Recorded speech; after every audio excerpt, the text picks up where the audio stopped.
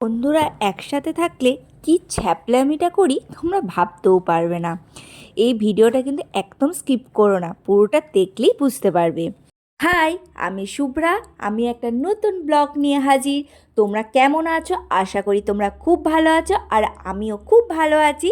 এই দিকে আরামবাগে পৌরসভা মেলা শুরু হয়ে গেছে, তাই আমি রেডি হয়ে বন্ধুদের সাথে ঘুরতে যাব বলে চলে এলাম।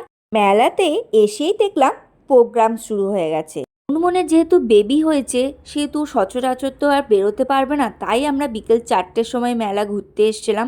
তাই লোক সংখ্যাটা একটু কম ছিল, আর এসে তো ছবি তুলতেই হবে, যেহেতু ঘুরতে এসেছি মেলাতে, ছবি তো বানতা হয়।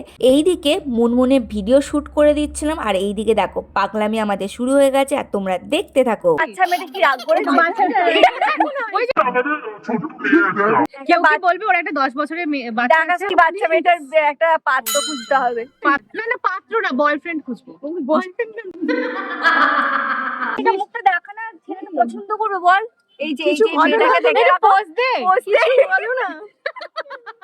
24 বছর মেয়েটার ব্যাগটা দেখেছো, কত ছোট ব্যাগ, সাথে বলি বাচ্চা হাইবে পড়িস তো। আবার যদি পরের জন্মে মানুষ হতে হয় যদি, তাহলে আবার ফাইভে পড়তে হবে, আর চায়না করতে হবে না, 5 6 অঙ্ক করতে হবে। কি করতে বসেছিস? পটি করতে বসেছে। পটি করতে বসেছিস?